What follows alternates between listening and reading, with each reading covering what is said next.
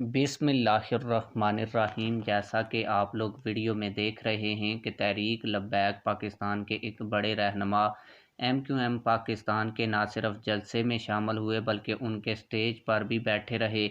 आप लोगों को बताता चलूँ कि ये तहरीक लब्बैक पाकिस्तान के कौन से बड़े रहनुमा थे, इनका आपको नाम भी बताता हूँ।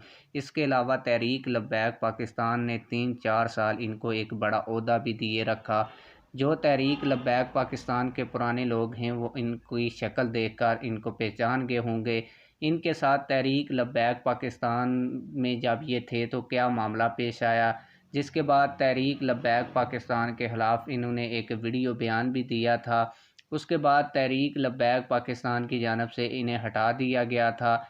आप लोगों को सारी डिटेल देता हूँ, लेकिन डिटेल देने से पहले आप लोगों से गुजारिश है, अगर आपने अभी तक वीडियो लाइक नहीं की तो वीडियो को लाइक करें, चैनल को सब्सक्राइब करें और वीडियो के बारे में अपनी कमेंट्स में राय ज़रूर दिया करें।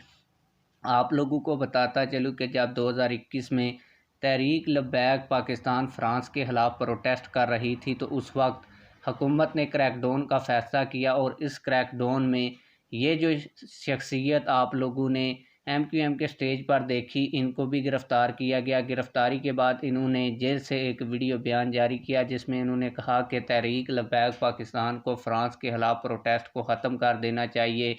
इससे आम जानों का ज़िया हो रहा है और तहरीक लब्बैक पाकिस्तान को इससे कोई फ़ायदा नहीं होगा।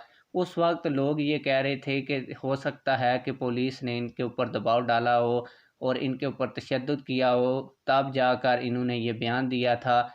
और जैसे ही तहरीक लब्बैक पाकिस्तान के मरकज़ी कायदीन तक ये बात पहुंची तो उन्होंने इन्हें पार्टी से भी निकाल दिया और ये कराची के अमीर थे उस वक्त।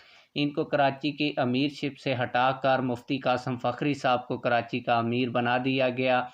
उस वक्त लोग ये कहते थे कि तहरीक लब्बैक पाकिस्तान के अमीर हाफ़िज़ साद रिज़वी साहब ने ये जो फ़ैसला किया है ये ठीक नहीं है, क्योंकि ये पुराने तहरीक लब्बैक पाकिस्तान के साथ चले आ रहे थे। इनका नाम भी मैं आप लोगों को बता दूं तो इनका नाम है रज़ी हुसैनी साहब। तो उस वक्त लोग ये कह रहे थे, लेकिन अब जब इनको MQM के स्टेज के ऊपर हमने देखा तो हमें ये लगा कि तहरीक लब्बैक पाकिस्तान के अमीर हाफ़िज़ साद रिज़वी साहब ने उस वक्त बिल्कुल अच्छा और दुरुस्त फ़ैसला किया था।